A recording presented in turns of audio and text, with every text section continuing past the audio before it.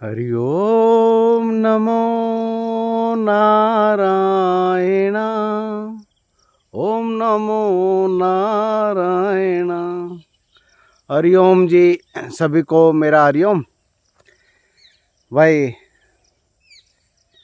मैं जैसे कि मैं जंगलों में आता रहता हूँ, फिर से अपना सुबह सुबह घूमने आया था यहाँ पर, और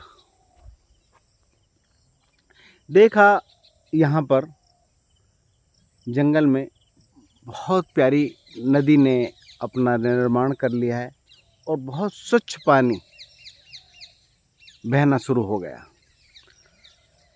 जल स्रोत जो है, देखें आप, ये जल स्रोत, ये एक्चुअल में जमीन से उत्पत्ति हो रही है इसकी।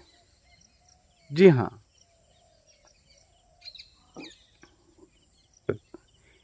इस स्रोत की ना जमीन ने जो पानी सोखा था उससे उत्पत्ति हो रही है और बहुत शुद्ध जल है, पीने में निर्मल है।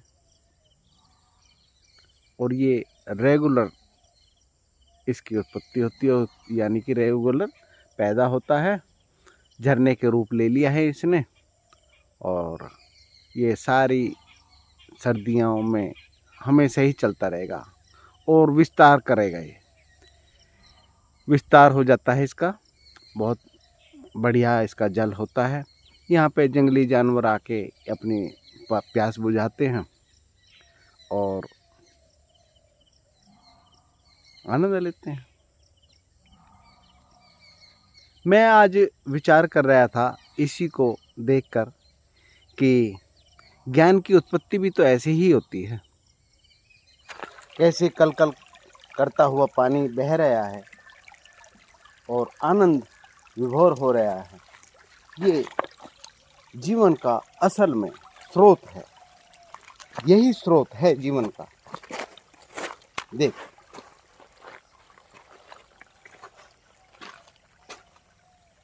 कितना सुंदर जल है।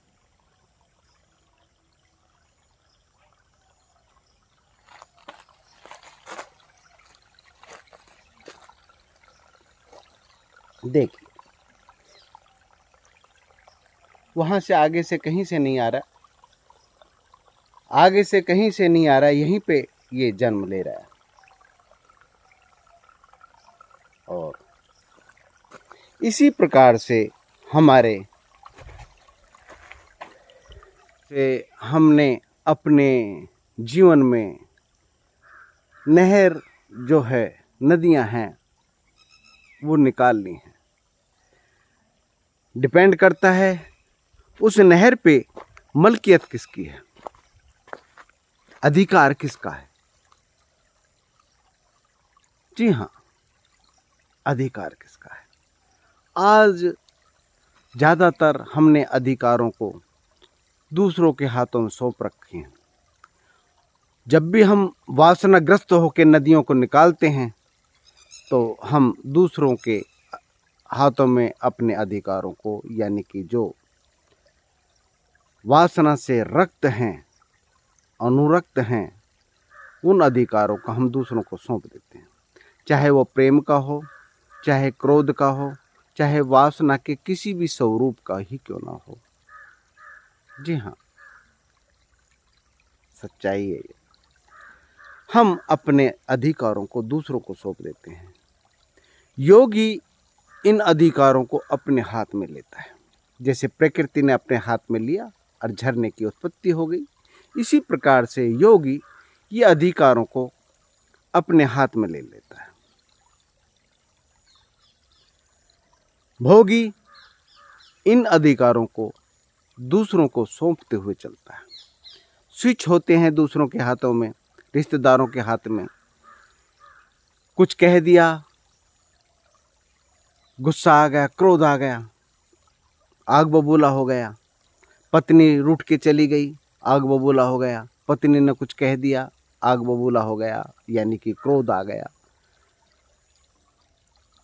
मैं एक सफ़र कर रहा था, एक टॉपिक याद आ गया, तो मेरे साथ महामंडलेश्वर जी थे और एक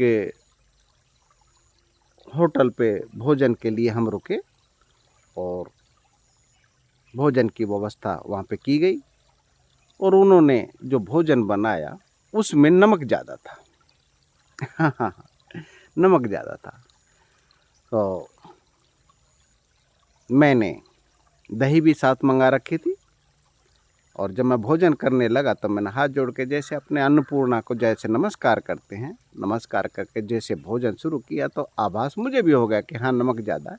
उसी समय मैंने उसमें दही मिला ली, थोड़ा सा पानी डाल लिया और दही मिलाने से नमक कम हो गया। परंतु महामंडलेश्वर जी जो है बहुत नाराज हुए और जब तक वो भोजन करते रहे तब तक कुछ न कुछ कहते रहे। मैंने देखा कि हम अपने ज़्यादातर स्विच जो है दूसरों के हाथों में डालते हैं। उसने अगर नमक ज़्यादा डाल दिया है तो हम परेशान हो गए, यानी कि महामंडलेश्वर जी परेशान जो हुए, उस परेशानी का समाधान हमारे पास था दही के रूप में, परंतु उस दही के रूप में इस्तेमाल ना करके हमने उसको दोष आरोपित करना शुरू कर दिया उस होटल वाले को और गंदा गंदा कहना शुरू कर दिया महामंडलेश्वर जी ने।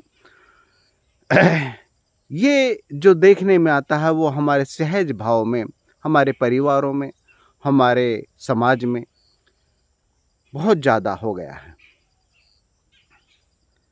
और ज़्यादा इसलिए हो गया है कि लोगों के बीच में से प्रेम कम हो गया और जिससे भी प्रेम करते हैं उसको वो बांटना नहीं चाहते। पत्नी पति को नहीं बांटना चाहती, बेटे अपने उसके पिता से दूर कर देती है। भाई स्वाभाविक है, घरेलू समस्या है। तो और सास से दूर कर लेती है, आसपास के पड़ोस से दूर कर लेती है, देवर से दूर कर देती है और फिर खुद भी दूर हो जाती है। वो पेतई बेचारा जो था वह अपनी पत्नी में ही खुशी ढूंढ रहा था, आनंद ढूंढ रहा था। अब वो आनंद का रूप जो है क्रोध ने ले लिया, नाराजगी ने ले लिया। वो जो प्रेम का स्वरूप था उसका रूपांतरण हो गया क्रोध में, नाराजगी में। और जो पत्नी का जो प्रेम था उसका रूपांतरण हो गया कि शिकायतों में, बहुत बड़ी बड़ी शिकायतें ढूंढ रहे हैं, ढूंढते रहते हैं शिकायतें। जैसे कि सब्जी में नमक ज़्यादा था, महामंडलेश्वर जी ने खाया नहीं, बहुत दुखी रहे और दुखी के कारण जो भी भोजन किया वो विषाक्त हो गया। मेरा समझना है वो विषाक्त हो जाता है, उससे जो भी एनर्जी उत्पत्ति होगी वो विषाक्त हो जाएगी। इसी प्रकार से हमारे आम जीवन में भी ये घटना घट रही है। जीवन नरक में बनता जा रहे हैं। पति छोड़ जाते हैं शरीर, पत्नी छोड़ जाती हैं शरीर और फिर एकांत, अकेलापन उसको और विषाक्त करता है। तो मैं आपसे यही कहूँगा कि जब तक हम मलकियत इस शरीर की दूसरों को देते रहेंगे तब तक यह सुखी नहीं हो सकता। सुख का कारण ही नहीं है, क्योंकि वो जल का जो स्रोत है प्रकृति के रूप में प्रकट होना, वो प्रकट होगा ही नहीं। हम अपनी खुशियाँ और आनंद पत्नी में ढूंढते हैं, भाई बंधुओं में ढूंढते हैं, मित्रों में ढूंढते हैं और कुछ नहीं मिले तो ड्रग्स में ढूंढते हैं, शराब में ढूंढते हैं। जबकि आनंद का स्रोत तो प्रकृति ने हमारे इस शरीर में ही दिया है। जी हाँ, वह 7 चक्रों में इस शरीर में इनबिल्ट है, जन्मांतरों से इनबिल्ट है। जबकि इस चक्रों को भूलकर वह जन्मांतरों से आदत वशीभूत संस्कार बनते जा रहा है और संस्कार बनाते जा रहे हैं। पहले संस्कारों के कारण यह जन्म लिया और अब जो हम संस्कार बना रहे हैं दूसरों को मलकियत बनाकर, फिर इन संस्कारों से हम दोबारा से फिर से जन्म लेंगे। ये हजारों साल से चला आ रहा है। जबकि मनुष्य योनि इतनी उच्च कोटि की योनि है, इसी में ही ये संस्कारों का जो चक्र है ये खत्म किया जा सकता है। प्रकृति को प्रकृति का काम करने दो। आप अपनी मलकियत किसी को ऊपर मत दो, मलकियत अपने ऊपर लो। आप अधिकारी हो, आप इस मस्तिष्क को चलाते हो, आप हो तभी तो मस्तिष्क चल रहा है। आप ये कहोगे नहीं मैं पूरा शरीर हूं, तो पूरा शरीर भी मानते हैं तो शरीर को कष्ट पहुंचाना आपका धर्म कर्तव्य नहीं बनता। किसी ड्रग्स के अधीन होकर, किसी पत्नी के अधीन होकर, किसी बच्चे के अधीन होकर, किसी दुश्मन के अधीन होकर, किसी प्रेमी के अधीन होकर आनंद और दुख का कारण आप इसमें उत्पत्ति ना करें। कारण कि इसकी जो शरीर की मलकियत है वह आपके पास है।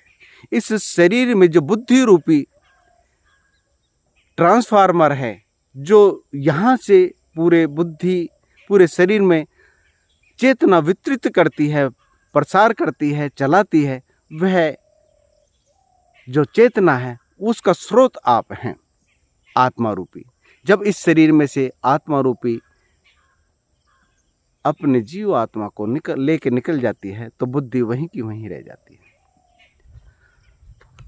यही बात भगवान शिव के जो जितने भी अलंकार हैं ये कहते हैं कि वासनाओं को आप शरीर पे लपेटे रहो, शरीर के सर्प के रूप में, परंतु उससे अनुरक्त मत हो, वो उनसे लिप्त मत हो, वो आपको लपेट के ना रखें, आप लपेटे रहो अलंकार के रूप में। तो मेरा मानना यही है कि मैं आप लोगों से बार बार योग साधना में अपनी मलकियत में जाने की कहता हूँ, बार बार यही कहता हूँ कि योग करो, अर्थात अपने आप को जोड़ो उस ईश्वर से। जी, उपवास करो, यानी कि ऊपर जो मलकियत है उसमें वास करो, जो इस बुद्धि को भी चला रही है। इस ज्ञान की उत्पत्ति जो स्रोत के रूप में, झरने के रूप में उत्पत्ति हो जाएगी तो फिर मलकियत आपके हाथ में आ जाएगी। फिर ये जन्म मरण का जो चक्र है यही इसी जन्म में समाप्त हो सकता है। अगर बाय द वे आप इस जन्म में ना भी प्राप्त कर पाए मोक्ष को, यानी कि अपने स्वरूप का ज्ञान नहीं कर पाए, आत्मदर्शन नहीं कर पाए, तो फिर से ये मनुष्य जीवन जो है, मनुष्य तन मिल सकता है। जी हाँ, और नहीं तो वासनाग्रस्त होकर किसी भी योनि में जा सकते हैं आप, और जाना संभव है। हमारे हिंदू संस्कृति में तो बहुत ज़्यादा योनियां बताई हैं और उन योनियों में जाना स्वाभाविक है। जी हाँ, इसलिए अभी हमें प्रयास करना चाहिए अपनी मलकियत प्राप्त करने के लिए। ये हमारे जो 7 चक्र हैं, 7 कुंडलियां बताई हैं, ये असल में हमारे वे केंद्र हैं। इनके द्वारा हम अपनी मलकियत अपने हाथ में ले सकते हैं। ये कैसे ली जाएंगी, किस तरीके से ली जाएंगी, ये प्रकृति के ऊपर डिपेंड करता है। आपकी प्रकृति क्या है? कहते हैं नीचे से आधार मूल से शुरू करनी चाहिए, जबकि ऐसा नहीं है। मैं आपको खुला बता दूं कि इसकी जो कुंडलियां हैं ये शरीर की प्रकृति के ऊपर डिपेंड करता है। आपकी शरीर की प्रकृति आपके मस्तिष्क ने किस तरीके से निर्माण की है, तो ये कुंडलियां जगाई जा सकती हैं और बहुत आसान तरीके से। इसके लिए हाथ ऊपर एक्सरसाइज वगैरह करने की जरूरत नहीं होती। सच्चाई है ये। राजा जनक ने कोई एक्सरसाइज नहीं की थी, उनको ज्ञान हुआ था, कुंडली जागृत हो गई थी उनकी। और अष्टवक्र ने भी कोई एक्सरसाइज नहीं की थी, वो कर ही नहीं सकते थे, 8 जगह से टेढ़े थे। भगवान शंकराचार्य ने भी कोई एक्सरसाइज नहीं की, कोई योगा जो इसको आप लोग योग बोलते हैं वो एक्चुअल में योग नहीं है, वो शरीर के व्यायाम है। गाड़ी के ऊपर से पॉलिश कर सकते हैं, इंजन के तेल नहीं बदले गए हैं, यानी कि अंदर से आप तैयार नहीं हुए। तो इसलिए ये जब जानना है तो आपको मैं बता सकता हूँ कि आपका कौन सा चक्र जागृत हो सकता है, मिलने पर ही ये बताया जा सकता है। और कमेंट सेक्शन में जाकर आप कमेंट्स करके पूछ सकते हैं जीवन के कोई भी रहस्य के बारे में, क्योंकि वो रहस्य की उत्पत्ति आपके मस्तिष्क केंद्र से ही होती है, ब्रह्मरंध्र से ही होती है, और भृकुटी में उसके रहस्य छुपे हुए हैं। मैं कोशिश करूंगा कि उन क्वेश्चनों का आंसर दिया जाए। आज के लिए इतने ही। मैं आपका अपना, आपके अंदर वास करने वाला मैं मूल शंकर। हरिओम, नमस्कार।